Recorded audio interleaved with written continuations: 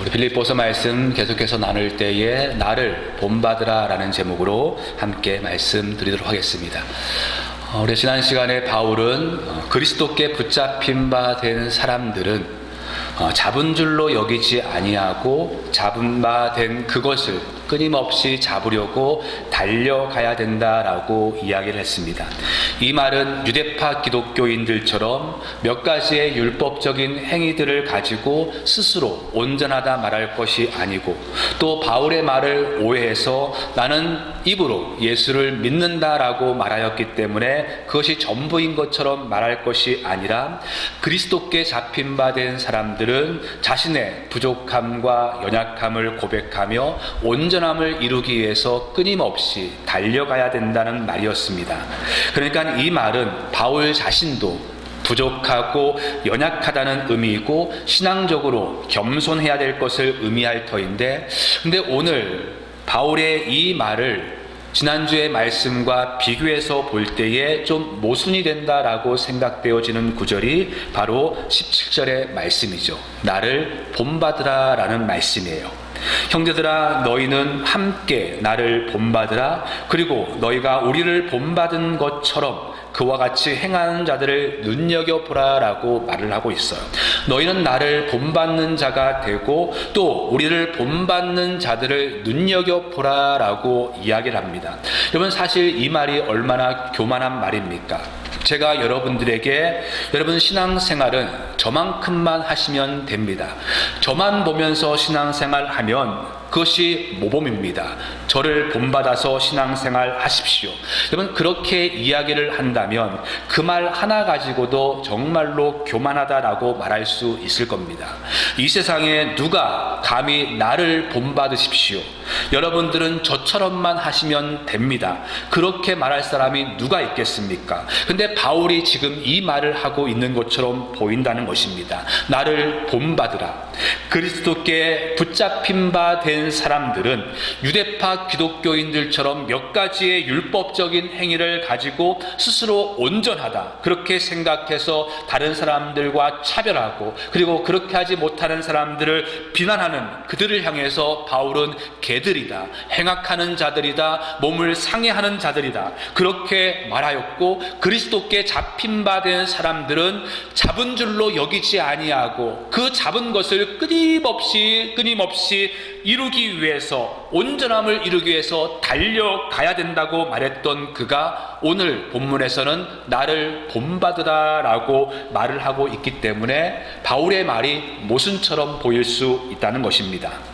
근데 바울이 나를 본받으라 라고 이 말을 할 때에, 사실 신앙생활 할 때에 그 저마다의 그 헌신과 정도의 차이가 각각 달라서 너희는 나만큼 행동해라, 그 행동과 정도를 말했다면 바울의 이 말은 분명히 교만의 말입니다. 하지만은 바울이 나를 본받으라고 말할 때의 이 의미가 정도와 행동의 의미가 아니라 방향의 문제라면 분명히 이것은 다른 의미로 우리에게 다가올 수 있을 것 같아요. 다시 말씀드리면 바울은 지금 자신이 다른 사람들과 비교해서 내가 그 사람들보다 더 흠도 없고 완전하다고 말을 하고 있는 것이 아니라, 다른 사람들보다 내가 종교적으로 더 열심을 가지고 있고 다른 사람들과 비교해서 상대적으로 더 열심히, 더 헌신적으로 신앙생활하기 때문에 너희들은 나 정도, 나만큼만 하면 된다, 이 말을 하고 있는 것이 아니라, 바울이 본받으라 라고 말할 때에 이것은 정도가 아니라 사실은 신앙의 방향의 문제를 우리에게 가르치고 있어요.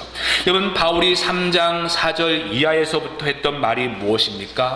나는 그동안 내 육체를 자랑하며 살아왔습니다. 그동안은 난지 8일 만에 할례를 받은 것을 자랑했고, 나는 베냐민 지파이고 히브리 지파이고, 그리고 나는 율법적으로는 바리새인이었던 것, 이것을 자랑하며 살아왔습니다. 하지만 나는 더 이상 그것들을 가지고 하나님 앞에 의롭다함을 받을 것이 아니라 오직 오직 예수 그리스도를 믿는 믿음으로만 의롭다함을 받게 될 것을 알기 때문에 이제 내가 더 이상 내 육체를 자랑하지 않고 내 육체를 따라 살지 않고 오직 그리스도의 은혜에 붙잡혀 살려고 합니다. 이제 내가 예수 그리스도를 알아가기 위해서 그 모든 것들을, 이전에 내가 자랑했던 것들을 해로 여기고 배설물로 여기며 살아가게 됩니다. 이 말을 하고 난 뒤에 그러므로 여러분들은 나를 본받으십시오라고 말을 했다면 이 말의 의미는 여러분도 여러분들을 의지하거나 여러분들의 것을 자랑하지 말고 여러분들의 의를 드러내려 하지 말고 오직 예수 그리스도를 믿는 믿음 안에서 사십시오. 오직 은혜 가운데 붙잡혀서 살아가야 됩니다. 우리가 내세울 것은 오직 은혜밖에 없습니다. 이것을 지금 고백하고 이 고백을 붙들고 살아가라는 의미죠. 그래서 바울은 그러한 의미에서 나를 본받으라라고 말을 하고 있는 것입니다.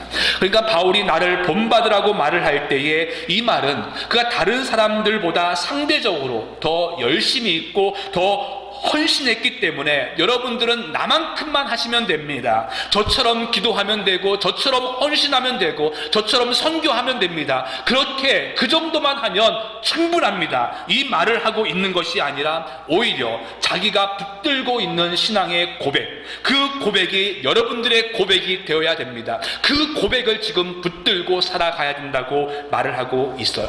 그러니까 나를 본받으라라는 이 의미는 엄밀한 의미에서 바울의 신앙의 고백을 의미하고 있어요. 여러분, 그리스도께 붙잡힌 바 된 사람들은 더 이상 이 땅이 전부인 것처럼 살아가지 않고 영원한 나라의 소망을 두고 영원한 나라를 바라보며 살아가고 이제는 내 열심과 내 의를 드러내고 자랑하는 사람이 아니라 오직 예수 그리스도의 은혜만을 자랑하며 이 땅을 사는 동안에 나의 만족과 유익을 위해서 살지 않고 오직 하나님의 합당한 뜻을 이루기 위해 살아야 됩니다. 이 고백이 저의 고백인데 여러분도 그 고백을 붙들고 살아야 됩니다. 여러분도 이 고백을 붙들고 그 삶을 하나씩 살아가야 된다는 의미로 나를 본받으라라고 말하고 있어요. 여러분, 이렇게 바울은 자신의 신앙의 고백을 나를 본받으라라는 표현으로 하고 있습니다.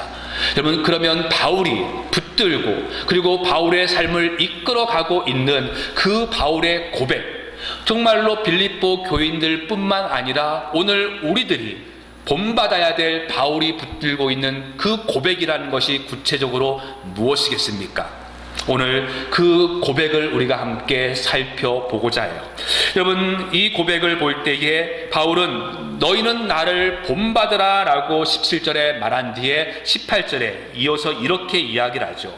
내가 여러 번 너희에게 말하였거니와 이제도 눈물을 흘리며 말하노니 여러 사람들이 그리스도의 십자가의 원수로 행하느니라. 여러분, 바울이 참 충격적인 용어를 쓰고 있지 않습니까? 어떤 사람들이 그리스도의 십자가에 원수로 행하고 있다라고 말하고 있습니다. 다른 원수도 아닌 십자가의 원수예요. 하나님이 우리를 사랑하여 주신 그 구원의 십자가의 원수로 살아가는 자들이 있다는 것입니다. 여러분, 그러면 이 십자가의 원수된 자들이 누구입니까? 오늘 복음 밖에 있는 사람들, 십자가를 받아들이지 않고 오히려 교회를 핍박하는 이들을 가리켜서 바울이 십자가의 원수라고 말하고 있는가? 오늘 본문을 보시면 그렇지 않죠. 지금 사도 바울이 말하고 있는 대상은 세상에 안 믿는 사람이거나 교회를 핍박하는 사람들이 아니라 오히려 교회 안에 들어와 있는 그 교인들을 향해서 하고 있는 말입니다. 그래서 여기에 십자가의 원수로 행한다라는 이 의미는 이들이 예수 그리스도의 십자가를 믿지 않고 핍박하는 자들을 의미하는 것이 아니라 교회 안에서 예수를 믿는다고 이야기하고 내가 구원을 받았다고 말하는 그 가운데 십자가의 원수로 행하는 자들이 있다는 것이에요. 여러분, 사도 바울이 한 번도 아닌 여러 번 지금도 눈물을 흘리며 말을 하고 있다라고 그렇게 표현을 하고 있습니다. 왜요? 그가 그토록 눈물을 흘리며 그렇게 간곡하게 말하는 이유가 17절에 다시 한번 보세요. 내가 여러 번 누구에게 말하였다고요? 너희에게 말하였다라고 말합니다. 내가 여러 번 너희에게 말하였다. 복음 밖에 있는 사람들이 아니라 바로 이 편지를 받고 있는 빌립보 교회 안에 너희들 가운데 너희들이 복음을 받아들였다고 이야기하고 십자가가 내가 자랑이라고 말하고 있는 너희들 가운데 십자가의 원수로 행하는 자들이 여러 명 있다라고 말하고 있어요. 그것 때문에 내가 지금 눈물을 흘리며 간곡하게 말을 하고 있는 것이에요. 여러분, 복음 밖에 있는 사람들이 십자가의 원수로 살아가는 것은 너무나 당연한 일이죠.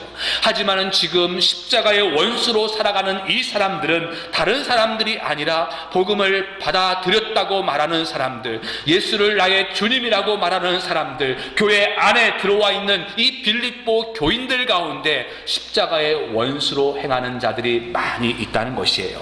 교회 밖이 아니라 교회 안에서 십자가의 원수로 행하고 있습니다. 예수를 믿는다는 자들 가운데, 예수님을 따른다고 말하는 사람들 가운데 오히려 십자가의 원수로 행하는 자들이에요. 소수도 아니라 여러 명 있다라고 이야기하고 있어요. 그래서 바울이 안타까워하면서 지금도 눈물을 흘리며 너희들에게 이 이야기를 하고 있는 것입니다. 여러분, 교회 밖이 아니라 오늘 이 예배 가운데, 우리 가운데 지금도 십자가의 원수로 행하는 자들이 있다라고 바울은 지금 경고하고 눈물을 흘리고 있는 것이에요. 여러분, 그러면 어떠한 자들이 그리스도의 십자가의 원수일까? 바울이 과연 누구를 가리켜서 지금 십자가의 원수라고 이야기하는가? 크게 두 가지의 의견이 있는데요. 첫 번째는 3장 초반부부터 이야기하였던 유대파 기독교인들을 가리켜서 바울이 십자가의 원수로 행한다라고 표현합니다. 이 유대파 기독교인들은 하나님의 아들이신 예수님께서 우리의 죄를 위해서 십자가에 못 박혀 주시므로 이제는 우리의 의가 아니라 하나님의 은혜로 구원을 받았음에도 불구하고 이들이 주장했던 것은 무엇입니까? 그래도 우리가 하나님의 자녀가 되기 위해서는 할례를 받아야 되어지고 또한 안식일도 지켜야 되고 율법도 지켜야 되고 음식도 가려 먹어야지만이 그래야 구원을 받지, 십자가를 믿기만 해서는 구원을 받지 못한다고 이야기했어요. 십자가가 모든 것들을 다 이루었음에도 불구하고 그 십자가가 부족한 것 같아서 자신의 의와 공로를 자랑했던 사람들, 이들을 가리켜서 바울이 십자가의 원수다라고 말하는 학자들이 있습니다. 하지만 또 다른 견해는 무율법주의자들, 이들을 가리켜서 바울이 십자가의 원수다라고 이야기를 하고 있어요. 저는 두 번째 견해가 맞다고 보는데요. 왜냐하면 바울이 이 3절까지 유대파 기독교인들을 비난하고 난 뒤에 4절부터 지금까지 바울이 오히려 경계했던 사람들은 누구냐면 바울의 이신칭의의 복음을 오해해서 무율법주의자로 살아갔던 사람들을 경계했습니다. 이제는 내가 예수를 믿는다고 고백을 했으니까, 이제는 내가 그래서 구원을 받았으니까 아무렇게나 살아도 된다고 말하는 반율법주의자들, 무율법주의자들을 경계했어요. 이러한 무율법주의자들을 가리켜서 바울은 그리스도의 십자가의 원수로 행하는 자들이다라는 것이에요. 여러분, 바울이 이신칭의의 복음을 전했습니다. 교회에 나와서 그래서 구원받는 것 아니고 오직 예수를 믿는 믿음 안에서 구원을 받는 것이에요. 안식일을 지킨다고 구원을 받는 것 아니고 할례를 행한다고 구원을 받는 것 아닙니다. 교회 봉사 열심히 한다고, 헌신한다고, 남을 구제하기 위해서 연보하고 11절을 한다고 하나님 앞에 인정받고 칭찬받는 것 아니에요. 주를 믿어야지만이 구원을 받는 것입니다. 그냥 예수를 믿는 믿음 안에서 그 그리스도의 의를 힘입어서 구원을 받는 것이지, 자기의 의나 자기의 헌신이나 봉사했다고 구원받는 것 아니에요. 종교적으로 열심을 다해서 구원받는 것이 아니라 오직 은혜로 구원을 받는다고 바울이 그렇게 강조를 했는데, 그랬더니 일부 사람들이 오해하기를, 내가 어떤 어떻게 살든지 이제 내가 예수를 입으로 믿기만 하면, 예수를 입으로 주님이라고 시인만 하면, 그러면 구원을 받으니까 이제 더 이상 굳이 믿음의 삶을 살 이유가 없다라고 생각을 하는 것이죠. 교회에 나와야 구원을 받는 게 아니라면 매주 교회에 나올 필요가 없겠네요. 헌신한다고 주님 앞에 인정받는 것 아니기 때문에 굳이 내가 열심히 헌신할 이유가 없겠네요. 그냥 자신의 욕심대로, 자기의 원함대로, 자기의 마음대로 살아가면서 나는 예수를 믿으니까, 그러니까 나는 하나님의 자녀이고 나는 구원을 받았다고 말한다는 것입니다. 아무렇게나 살면서 나는 예수를 믿었기 때문에 하나님의 자녀이고 구원을 받았다라고 말하는 것이에요. 바울은 로마서에서도 말하기를 은혜를 더하게 하려고 죄에 거하겠느냐? 그럴 수 없느니라. 죄에 대하여 죽은 우리가 어찌 그 가운데 살리요? 분명히 경고했음에도 불구하고, 절대로 그렇게 살 수 없다고 이야기했음에도 불구하고 이들은 바울의 말을 오해해서 예수를 믿기만 하면 구원을 받으니까 행위는 필요 없다고 생각을 하는 것입니다. 자기가 원하는 대로 살아가고 반율법적으로 그렇게 살아가면서 교회 안에서 교회 생활을 하고 있었던 것이에요. 바울은 이들을 가리켜서 십자가의 원수다라고 말을 하고 있습니다. 여러분, 지난주에도 말씀을 드렸지만은 이 바울의 이신 칭의의 교리가 너무나 분명한 교리이고 분명한 진리인데, 현대 교회와 성도들은 이것을 너무나 싸구려로 전락시켜 버렸습니다. 그냥 예수를 입으로 시인하면, 예수를 주님이라고 그냥 고백만 하면 구원을 받습니다. 이렇게 우리가 전도를 했기 때문에 내가 이제는 예수를 믿으니까, 내가 예수를 주님이라고 고백을 하니까 이제는 그것으로 다 끝이 났고 내 구원은 완성됐고 이제는 내가 어떻게 살든지 상관없다라고 생각을 해서 자신의 마음대로 신앙생활을 하면서도 그것이 진리 안에서 내가 자유함을 누린다고 그렇게 말을 하고 있다는 것이에요. 하나님의 뜻을 이루기 위한 삶은 전혀 보이지 않고 자신의 원한대로 음란하고 타락하고 탐욕과 거짓으로 그렇게 살아감에도 불구하고 나는 예수를 믿기 때문에 구원을 받았다라고 그렇게 생각을 하며 신앙생활을 하는 것이죠.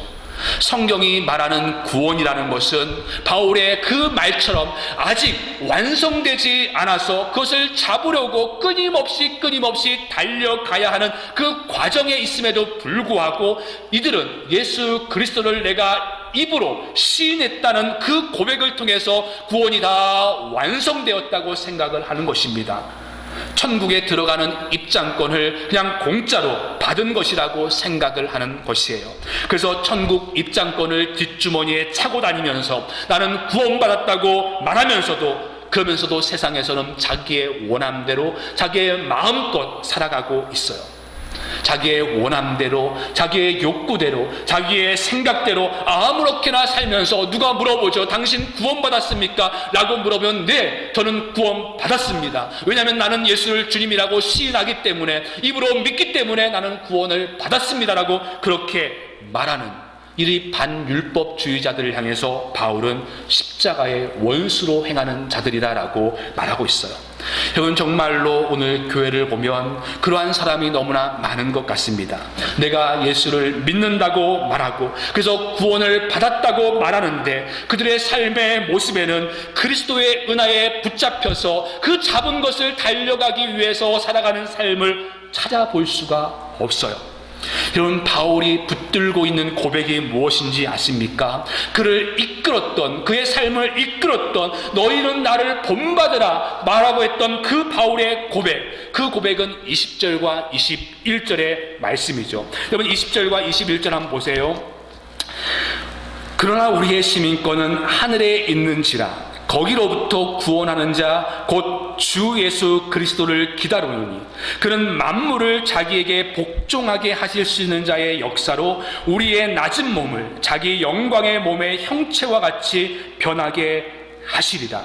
이건 바울이 붙들고 있는 신앙의 고백은 우리의 시민권은 하늘에 있고, 그래서 다시 오실 주님을 기다리며 그 부활의 날에 우리의 몸이 영광스럽게 변화될 것을 지금 믿고 있습니다. 즉 바울은 부활을 믿고 소망하며 그것을 위해서 살아가고 있는 것이에요. 그래서 고린도후서에서 바울은 만일 부활이 없다면 우리가 전파하는 것도 헛것이요 또 우리의 믿음도 헛것이며, 우리가 바라는 것만이 다만 이 세상의 삶뿐이면 모든 사람 가운데 우리가 더욱 불쌍한 자이고 망한 자라라고 말을 했습니다.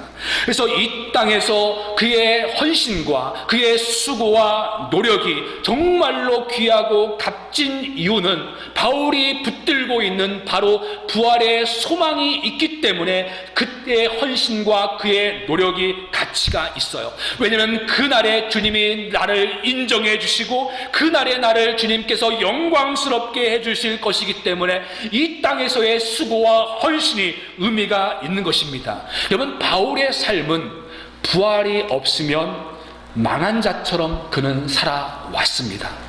이 세상에서 볼 때 정말로 부활이 없으면 그는 망한 자처럼 살아온 것이에요. 신앙생활은 그렇게 해야 되는 것이죠. 부활이 없으면 망한 자처럼 하는 것입니다. 하지만 부활에 대한 확신이 있고 부활이 있기 때문에 그의 헌신과 그의 희생이 가치가 있는 것이에요.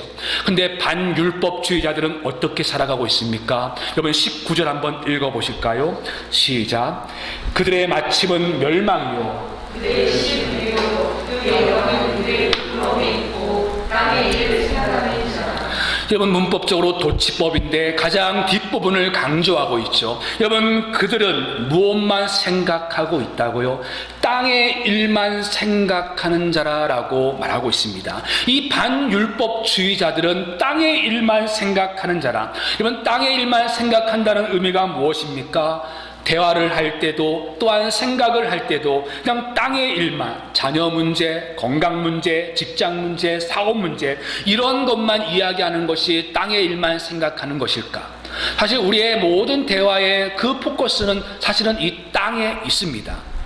근데 여기서 땅의 문제, 땅의 일만 생각한다는 것, 그래서 언제나 우리가 이야기할 때에 천국은 어떤 곳일까, 천국에서는 어떻게 생활할까, 이것만 말하고 이것만 생각하라는 의미가 아니죠.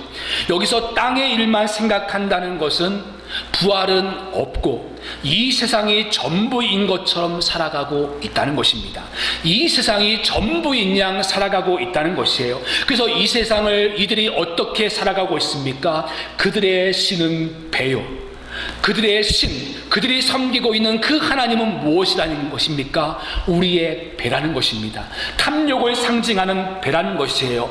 여러분, 그들이 무엇을 섬기며 무엇을 위해서 살아가고 있는가? 바로 탐욕을 위해서 살아가고 있는 것입니다. 자신의 배를 채우는 것이 그들의 궁극적인 삶의 목적으로 살아가고 있다는 것이에요. 탐욕과 쾌락을 추구하며 살아가고 있습니다. 교인임에도 불구하고, 하나님을 믿는다고 이야기함에도 불구하고, 내가 구원을 받았다고 말하고 있음에도 불구하고 그들의 삶의 궁극적인 목적은 하나님을 영화롭게 하고 하나님의 뜻을 이루기 위함보다는 자신의 배를 채우기 위함으로 신앙생활하고 있는 것이에요. 여러분, 오늘날 교회와 성도의 문제가 무엇이에요? 교회와 성도들을 정말로 지나칠 정도로 성공신화에 빠져서 신앙생활의 모든 목적이 이 땅에서 자신의 배를 채우는 데 있습니다. 교회가 커지는 것이 성공이라고 이야기하고 이 땅에서 떵떵거리며 살아가는 것이 신앙으로 복을 받았다고 이야기를 해요. 마치 부활은 없는 것처럼, 하나님의 나라는 없는 것처럼, 이 세상에서 누리며 이 세상에서 탐욕하는 것이 전부인 것처럼 살아가고 있다는 것이에요. 하나님을 내 속에 채우고 하나님과 교제하는 것이 아니라 자신의 배에 탐욕을 채우기 위해서 신앙생활을 하는 것이죠. 그들의 신은 배다. 또한 그들의 영광은 무엇입니까? 부끄러움에 있다라고 말하고 있어요. 쉽게 말하면 부끄러움을 자랑하고 부끄러움을 존귀하게 여긴다는 것이죠. 여러분, 사람들의 자랑을 보세요. 그들의 자랑은 법을 잘 지켰다는 것을 자랑하지 않고 불법을 자랑합니다. 새로 자동차를 뽑았으면 고속도로에서 내가 시속 90km를 부산에서부터 서울까지 그렇게 지키며 왔습니다. 이렇게 자랑하는 사람은 저는 한 번도 보지 못했어요. 150km, 160km, 170km를 달렸더니 잘 달리더라. 불법을 사람들은 자랑해요. 제가 군대에 있을 때의 제 동기는 자신이 휴가 때 몇 명의 여자와 잤는가를 자랑합니다. 여러분, 만일 그 친구가 나중에 예수를 믿고 은혜를 받으면 그가 그렇게 자랑한 것이 얼마나 부끄러운 것인가를 깨닫게 될 것이에요. 바울이 이 말을 하고 있다는 것이에요. 주님 앞에 섰을 때에 정말로 영광스러운 자랑이 있는데 사람들은 부끄러움을 자랑으로 여기며 살아가고 있다는 것입니다. 예수를 주라고 믿으며 살아가지만은, 정말로 구원을 받았다고 이야기하지만은 모든 관심은 이 땅의 것만 있는 것이죠. 이 땅에서 자신의 배를 채우고 탐욕만을 위해서 살아가고 있고 그것을 자랑하고 있어요. 세상 사람들은 그 자랑을 들을 때에 정말로 그 사람을 존귀하게 여길 수 있고 그 사람을 높일 수 있지만은 그 영광이 주님 앞에 섰을 때는 부끄럽게 될 일이 있다는 것입니다. 여러분, 그리스도께 붙잡힌 바 된 사람들은 천국의 시민권을 가진 사람이라는 것이에요. 우리가 추구해야 될 것이 정말로 하늘의 영광이며 그리스도의 영광이며, 내 삶을 통해서 부족하고 연약해도 나를 통해서 하나님의 영광이 드러나기를 소망하고 부활을 소망하는 자들이 우리 믿음의 사람들이고 주님께 붙잡힌 바 된 사람들이에요. 그래서 바울이 고백처럼 내가 살아도 주를 위해 살고 죽어도 주를 위해 죽는다라고 그렇게 고백하고, 그것이 바로 우리가 붙들어야 될 고백인데, 그런데 너무나 많은 현대 교인들은 살아도 주는 나를 위해 살고 죽어도 주는 나를 위해 죽어야 된다고, 내가 주님을 위해서 있는 것이 아니라 주님이 나를 위해서 있어서 그 주님이 나의 이 땅에서 쾌락과 탐욕을 위해서 존재하는 것처럼 그렇게 신앙생활 한다는 것입니다. 예수 그리스도께서 죽으심으로 이제 우리가 영원한 하나님 나라의 시민권이 되었고, 그래서 하나님 나라의 그 영광을 누리며 살아가야 함에도 불구하고 우리가 소유한 이 천국의 가치를 전혀 인정하지 않고 우리의 모든 가치가 이 땅에서 다 인정받는 것처럼 이 땅에서 자신의 배를 채우기 위해서 살아가고 있는 이들이 바로 그리스도의 십자가의 원수로 행하는 자들이다라고 바울은 말하고 있어요. 여러분, 오늘 우리의 교회와 또한 우리 자신들의 모습을 보시기 바랍니다. 얼마나 많은 경우에 내가 그리스도의 영광을 위해서 주님의 뜻을 이루며 살겠다는 이 마음보다 어떻게 하면 내가 이 땅에서 좀 더 안락하고 쾌락하고 성공된 삶을 살 수 있을까? 모든 관심이 전부 이 땅에만 있죠. 천국의 시민권자로 살아간다는 것은 마지막 날 주님 앞에 섰을 때에 정말로 주님께 영광을 얻기 위한 그 가치를 붙들고 살아가야 되는데, 예수를 믿는다고, 그래서 내가 구원을 받았다고 이야기하면서도 그 천국의 가치는 전혀 잃어버리고 이 세상이 전부인 것처럼, 이 세상의 영광이 마땅한 것처럼, 그래서 내 배를 채우고 나의 유익과 쾌락을 위해서 살아가고 이 땅에서 잘 되는 것을 신앙의 목적으로 두며 살아가는, 배를 채우기 위해 살아가는 것이 바로 어쩌면 오늘 우리의 모습일지 모릅니다. 바울은 이것을 가리켜서 그리스도의 십자가의 원수로 행하는 자들이다라고 말하고 있어요. 여러분, 우리는 그리스도의 십자가의 은혜 때문에 이 땅이 아니라 영원한 하나님 나라의 시민권을 가지게 되었습니다. 그렇기 때문에 이 세상을 살아가면서 남들보다 가지지 못하고 남들보다 누리지 못해서 아쉬워하거나 연연하지 않는 것은 우리의 삶이 이 세상이 끝이 아니라 천국이 있기 때문에 우리는 그것도 이겨낼 수 있어요. 우리가 주님을 위해서 헌신하고 우리의 쾌락이 아니라 오히려 그것을 내려놓고 우리에게 주신 하나님의 뜻을 이루기 위해서 십자가를 지고 그렇게 묵묵히 헌신의 길을 갈 수 있는 이유는 바로 그날에 그것으로 인하여서 하나님 앞에 우리가 영광스럽게 인정받기 때문에 우리의 헌신과 우리의 희생이 가치가 있고 의미가 있는 것입니다. 여러분, 천국의 시민권자라는 이 말의 의미는 내가 예수를 입으로 시인하였기 때문에 내가 이제 죽어서 천국에 들어간다, 그래서 천국 입장권을 구원의 완성으로 생각하는 것이 아니라 이 천국 시민권자의 의미는 그 하나님 나라의 가치를 가지고 이 세상을 살아가는 것을 의미하고 있어요. 그래서 이 세상을 살아가고 있지만은 이 세상이 전부라 말하지 않고 오히려 이 세상을 떠날 것을 생각하며 하나님 나라 앞에 설 것을 생각하며 살아가는 것이 천국의 시민권자이죠. 그 가치를 회복하고 그 가치를 붙들고 살아가는 사람들이 그리스도께 잡힌 바 된 그리스도인입니다. 여러분, 바울은 그 고백을 붙들고 살아왔고, 그리고 빌립보 교인들과 우리들에게도 내가 붙들고 있는 이 고백을 너희도 붙들라라는 의미에서 나를 본받으라 라고 말하고 있어요. 여러분, 우리도 바울의 이 고백을 우리의 사랑하는 가족들에게, 우리의 사랑하는 자녀들에게, 우리의 사랑하는 성도들에게 우리의 의와 우리의 자랑이 아닌 예수 그리스도의 은혜와 또한 이 세상이 전부가 아닌 하나님 나라가 있기에 그 가치를 붙들고 살아가야 됩니다. 우리가 이 고백이 회복되십시다. 그래서 나를 본받으십시오. 이렇게 말할 수 있는 저와 여러분 되기를 간절히 소망합니다.